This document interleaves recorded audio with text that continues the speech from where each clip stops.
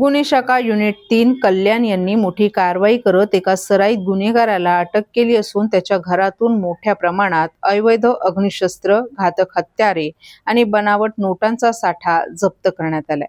या कारवाईमुळे परिसरात एकच खळबळ उडाली आहे। गोपनीय माहितीच्या आधारे सहाय्यक पोलीस निरीक्षक सर्जेराव पाटील यांच्या पथकाने दावडी डोंबिवली पूर्व येथील एकविरा बंगला परिसरात सापळा रचून सुरेंद्र पाटील या सराईत गुन्हेगाराला शिताफीने ताब्यात घेतले। त्यानंतर त्याच्या राहत्या घरी छापा टाकण्यात आला। या छाप्यात घरातील गुप्त ठिकाणी लपवून ठेवलेले 3 देशी बनावटीचे पिस्टल, एक सिक्सर रिव्हॉल्वर, 7 गावठी कट्टे, 405 जिवंत काडतुस, 167 छर्रे, 2 तलवारी, 3 कोयते, 1 सुरा, 1 बटन चाकू, 2 एअर गन, 2 लोखंडी रॉड तसंच 3,52,000 रुपयांच्या बनावट नोटा असा एकूण 12,21,000 रुपयांचा मुद्देमाल पोलिसांनी जप्त केलाय। या प्रकरणी मानपाडा पोलीस ठाण्यात भारतीय हत्यार कायदा आणि महाराष्ट्र पोलीस अधिनियमांतर्गत गुन्हा दाखल करण्यात आला असून आरोपीला अटक करण्यात आली आहे। सध्या तो पोलीस कोठडीत असून गुन्हे शाखा युनिट 3 कल्याण पुढील तपास करत आहे। पोलीस निरीक्षक आजिज शिंदे आणि त्यांच्या टीमने एसीपी शेखर बागडे यांच्या पर्यवेक्षणामध्ये कारवाई आयोजित केली। त्यामध्ये सुरेंद्र पाटील याच्याकडे एकूण 3 देशी बनावटीचे पिस्टल, 1 सिक्सर रिव्हॉल्वर, 7 गावठी कट्टे, 1 रिकामी मॅगझिन, 2 एअरगन आणि 405 जिवंत काडतुसे, त्याचबरोबर 167 छर्रे आणि लोखंडी तलवारी, सुरा, चाकू आणि इतर साहित्य, त्याचबरोबर 3,52,000च्या नकली नोटा असा एकूण मुद्देमाल जप्त करण्यात आलेला आहे। या तपासामध्ये सुरेंद्र पाटील यांनी सदरचे हत्यार किंवा अग्निशस्त्र वेपन कशासाठी आणले होते, त्याचा तो काय वापर करणार होता, या अनुषंगाने गुन्हे शाखा घटक 3 चे पथक अधिक तपास करत आहे। सुरेंद्र पाटील याची आजपर्यंत पोलीस कोठडी रिमांड आहे। घटना घेतलेले आणि कशा प्रकारे हे शस्त्रांचं करायचं काय नेमकं? ही जी शस्त्र आहे त्यानं कुठून खरेदी केली आणि त्याचा काय वापर करणार होता त्याची तपास अजून सुरू आहे। त्याची आजपर्यंत पोलीस कोठडी रिमांड आहे। त्याचा मान्य न्यायालयाला विनंती करून अजून पोलीस कोठडी रिमांड वाढवून घेऊन त्या अनुषंगाने पुढील तपास आम्ही करणार आहोत। त्यांनी हत्यारे वगैरे सगळी ठेवलेली जागा ती कशा प्रकारे ठेवली तो तपासाचा भाग आहे। त्यामध्ये जी काय ते कायदेशीर कारवाई केलेली आहे, पंचनामा वगैरे करून आणि शस्त्र जप्त केलेली।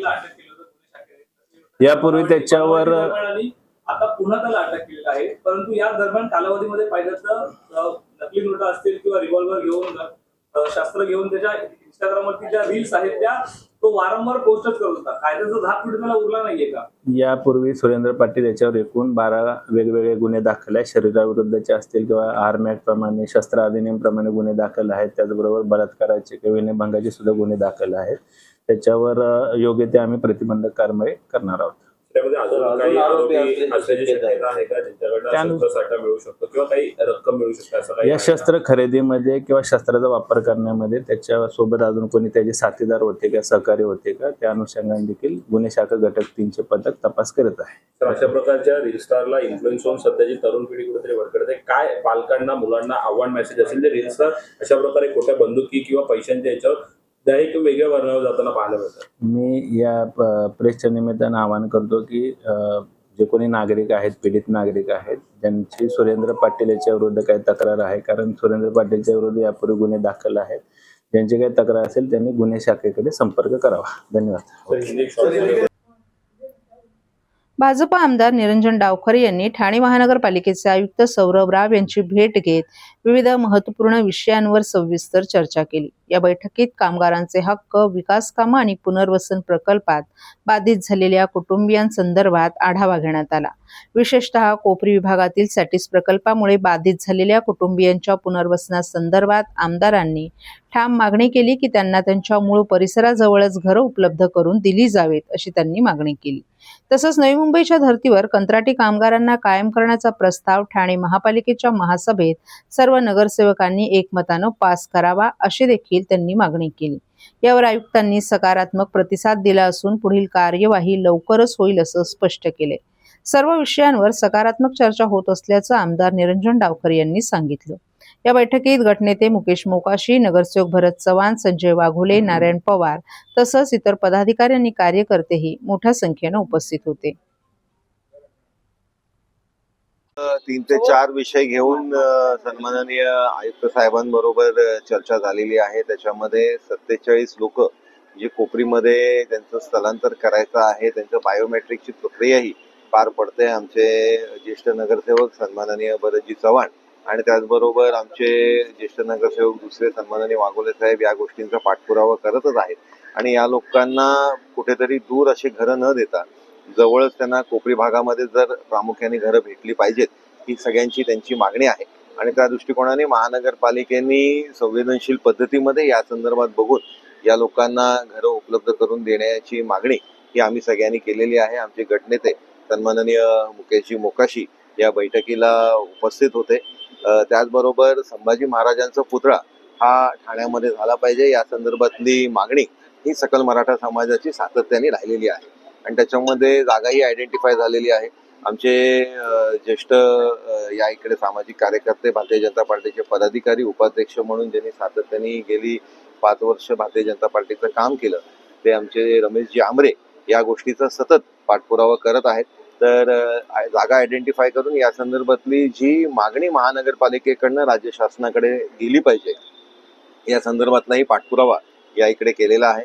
त्याचबरोबर ठाणे महानगरपालिकेमध्ये असलेले जे कर्मचारी आहेत, जे वारसा हक्कामध्ये शिक्षण विभागामध्ये जे लोकांचा अधिकार आहे या संदर्भातला पाठपुरावा माननीय संजयजी केळकर साहेबांकडनं सातत्याने होतच आहे.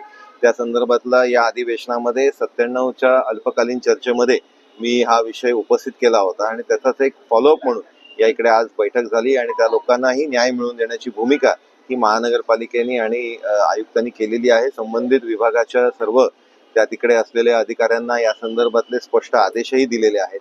त्याचबरोबर सेवा ज्येष्ठतेचा 5 वर्ष आणि 3 वर्षाचे जे आपले कर्मचारी आहेत यांच्या संदर्भातलाही कोणावरही अन्याय होता कामा नये या दृष्टिकोनाने आणि कुठलीही पद्धतीमध्ये ही प्रक्रिया लांबली जाऊ नये या दृष्टिकोनाने ही निर्णय हे महानगरपालिका घेणार आहे. कारण दोन्ही कर्मचारी जे आहेत ते महानगरपालिकेचेच आहेत, आपलेच आहेत. आणि या संदर्भातलाही पाठपुरावा माननीय केळकर साहेबांच्या माध्यमाने सतत हा महानगरपालिकेच्या माध्यमाने झालाय. 91 पासनं हे विषय प्रलंबित आहेत.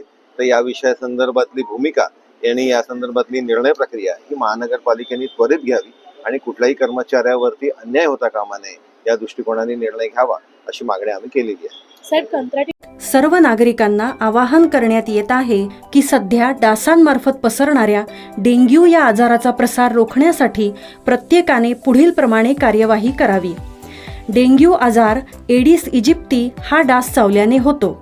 या डासांची पैदास साचलेल्या किंवा साचवलेल्या स्वच्छ पाण्यामध्ये होते. 8 दिवसांपेक्षा जास्त दिवस पाणी उघडे व साचून राहिल्यास त्यात डास अंडी घालतात. अंड्यांच्या अळ्या तयार होऊन पुढे डास तयार होतात. यासाठी आपल्या घरातील पाणी साठे उदाहरणार्थ बॅरल्स, पिंपे, टाक्या, हौद, रांजणे इत्यादी दर आठवड्याला रिकामे करून घासून पुसून कोरडे करून पुन्हा भरावे. 1 दिवस कोरडा दिवस म्हणून पाळावा. पाणी साठ्यांना घट्ट झाकणे बसवावीत किंवा जुनी साडी, चादर, धोतर यांनी बांधून झाकून ठेवावीत, म्हणजे डास त्यात जाऊन अंडी घालणार नाहीत. घराच्या गच्चीवर, आजूबाजूला, अंगणात कोठेही पाणी साचू देऊ नये. भंगार सामान उघड्यावर टाकू नये. उदाहरणार्थ टायर्स, प्लास्टिक सामान, कुंड्या, टाकाऊ वस्तू इत्यादी. अशा सामानात पावसाचे पाणी साठून त्यात डेंग्यूच्या डासांची पैदास होते. घरातील कूलर्स, फ्रीजच्या पाठीमागील ट्रे हे देखील वेळोवेळी कोरडे करावेत. लक्षात ठेवा, नुसत्या फवारणीने डास घनता कमी होत नाही, तर त्यासाठी डास पैदास ठिकाणे नष्ट करणे ही आपल्या सर्वांची जबाबदारी आहे. कोणताही ताप अंगावर न काढता जवळच्या शासकीय रुग्णालयात मोफत औषधोपचार घ्या. अशा प्रकारे नागरिकांनी सहकार्य केल्यास डेंग्यूचा प्रसार रोखणे सहज शक्य आहे.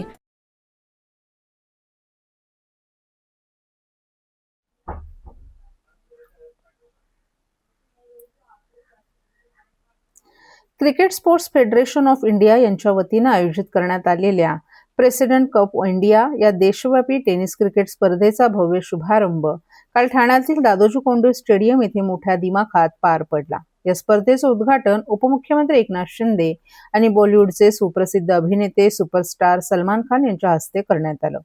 यावेळी मैदानात हजारो क्रिकेटप्रेमीही उपस्थित होते. टेनिस क्रिकेटपटूंना एक उत्तम व्यासपीठ उपलब्ध व्हावं या हेतून आयोजित करण्यात आलेली ही स्पर्धा भारतात विविध देशांमध्ये वर्षातून 3 वेळा आयोजित केली जाईल अशी घोषणा यावेळी कल्याण लोकसभा मतदारसंघाचे खासदार आणि ITCFचे राष्ट्रीय अध्यक्ष डॉक्टर श्रीकांत शिंदे यांनी केली. यावेळी खेळाडूंनी एकच जल्लोष करत या निर्णयाचंही स्वागत केलं. यावेळी उपमुख्यमंत्री एकनाथ शिंदे यांनी उपस्थितांशी संवाद साधताना या उपक्रमाचं कौतुक केलं. तर अशा पद्धतीचे उपक्रम आयोजित होणं गरजेचं असल्याचं मत यावेळी उपमुख्यमंत्री एकनाथ शिंदे यांनी व्यक्त केलं. तसंच ठाण्याच्या दादोजी कोंडदेव स्टेडियम मैदानाच्या विकासासाठी आजवर 55 कोटी रुपयांचा निधी उपलब्ध करून दिला असल्याचंही त्यांनी सांगितलं. तर यावेळी अनेक वर्षांनी आपण ठाण्यात आलो आहोत. ठाण्यात येऊन खूप उत्तम वाटलं. आज ठाणे हे बांद्र्यापेक्षाही अधिक उत्तम दिसू लागत असल्याचं अभिनेते सलमान खान यांनी सांगितलं. टेनिस क्रिकेट खेळाडूंना अधिक चांगलं व्यासपीठ मिळावं, आर्थिकदृष्ट्या देखील आपली आवड जोपासण्यासाठी मनोबल मिळावं आणि अधिक उत्तम क्रिकेट खेळता यावं यासाठी ही स्पर्धा आयोजित करण्यात आली आहे. तसंच याच हेतूनच स्पर्धेची विजेती रक्कम देखील 1 कोटी रुपये करण्यात आली असल्याचंही खासदार डॉक्टर श्रीकांत शिंदे यांनी सांगितलं. स्पर्धेच्या पहिल्याच दिवशी म्हणजेच 31 मार्च रोजी महाराष्ट्र वॉरियर्स विरुद्ध कर्नाटक रॉयल्स किंग्स हा पहिला सामना पार पडला. ITCSFच्या माध्यमातून देशभरातील टेनिस क्रिकेट खेळाडूंना मोठं व्यासपीठ उपलब्ध करून देण्याच्या उद्देशानं या स्पर्धेची सुरुवात करण्यात येत आहे. 31 मार्च ते 5 एप्रिल या कालावधीत देशातील विविध राज्यातील 16 संघांमध्ये ही स्पर्धा रंगणार असून मोठ्या संख्येनं खेळाडूंना आपली गुणवत्ता सिद्ध करण्याची संधी मिळणार आहे. प्रेसिडेंट कप इंडिया स्पर्धेची बक्षीस रक्कम 40 लाखांवरून थेट 1 कोटी रुपयांपर्यंत वाढवण्याचा ऐतिहासिक निर्णय ITCFनं घेतला आहे. टेनिस क्रिकेट हा सर्वसामान्य तरुणांचा खेळ असून ग्रामीण आणि शहरी भागातील अनेक प्रतिभावान खेळाडूंना राष्ट्रीय स्तरावर चमकण्याची ही सुवर्ण संधी ठरणार आहे. उद्घाटन सोहळ्याला क्रीडा क्षेत्रातील मान्यवर, विविध संघांचे खेळाडू तसंच मोठ्या संख्येने क्रिकेटप्रेमी उपस्थित राहणार असून प्रवेश विनामूल्य ठेवण्यात आलाय. यावेळी मंत्री उदय सामंत, प्रताप सरनाईक, खासदार श्रीरंग बारणे, नरेश मस्के, डॉक्टर ज्योती वाघमारे, ज्येष्ठ क्रीडा समीक्षक सुनंदन लेले यांच्यासह सर्व संघांचे अध्यक्ष, खेळाडू आणि मान्यवर मंडळीही उपस्थित होते.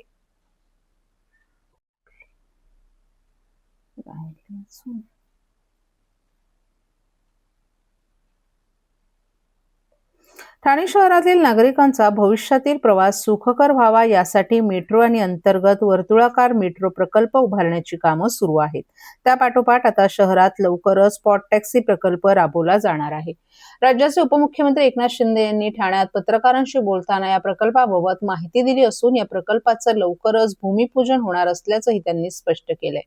ठाणे महानगरपालिकेतील नूतनीकृत करण्यात आलेल्या सभागृह नेते कार्यालयाचं तसंच पहिल्या मजल्यावरील पत्रकार कक्षाचं उद्घाटन काल सायंकाळी राज्याचे उपमुख्यमंत्री एकनाथ शिंदे यांच्या हस्ते करण्यात आलं.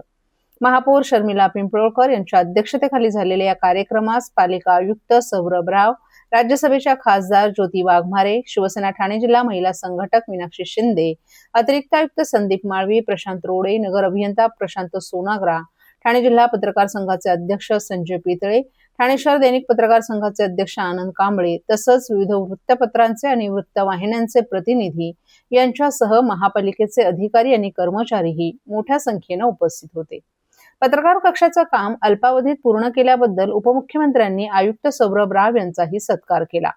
नव्या पत्रकार कक्षात महिला पत्रकारांसाठी स्वतंत्र बसण्याची व्यवस्था तसंच संपूर्ण कक्षाची त्यांनी पाहणी केली. त्याचप्रमाणे सर्वसाधारण सभेचं कामकाज ऐकण्यासाठी आधुनिक यंत्रणा पत्रकार कक्षात उपलब्ध करून देण्यात येणार असल्याचंही उपमुख्यमंत्री एकनाथ शिंदे यांनी स्पष्ट केले. नूतनीकृत पत्रकार कक्षाच्या उद्घाटनानंतर उपमुख्यमंत्री एकनाथ शिंदे यांनी पत्रकारांशी संवाद साधला. हेलिकॉप्टरवर प्रवास करताना ठाणेवरून पाहतो तेव्हा इथे मोठ्या प्रमाणात हरित क्षेत्र दिसून येतं. यामुळेच येथील तापमान इतर शहरांपेक्षा 2 ते 3 अंशांनी कमी असतं. ठाणे शहराचा वेगाने विकास होत असून नागरिकांना अधिकाधिक सुविधा उपलब्ध व्हाव्यात यासाठी रस्ते रुंदीकरण, ठाणे बोरिवली बोगदा यांसारखे महत्वाकांक्षी प्रकल्प राबवण्यात येत आहेत. तसंच घोडबंदर परिसरात स्पॉट टॅक्सी प्रकल्पाचं भूमिपूजनही लवकरच होणार असल्याची माहिती उपमुख्यमंत्री एकनाथ शिंदे यांनी दिली. या प्रकल्पामुळे नागरिकांना आणखीन एक सार्वजनिक वाहतुकीचा पर्यायही उपलब्ध होईल असंही त्यांनी सांगितलं. पत्रकार हा लोकशाहीचा चौथा स्तंभ असून कोणत्याही आपत्कालीन परिस्थितीत तसंच कोविड सारख्या आपत्तीच्या काळातही पत्रकारांनी जीव धोक्यात घालून काम केलं असून त्यांना आवश्यक सुविधा उपलब्ध करून देणं ही प्रशासनाची जबाबदारी असल्याचंही त्यांनी सांगितलं. या पार्श्वभूमीवर ठाणे महापालिकेत प्रशस्त आणि सुसज्ज पत्रकार कक्ष उभारण्यात आल्याचं त्यांनी सांगितलं.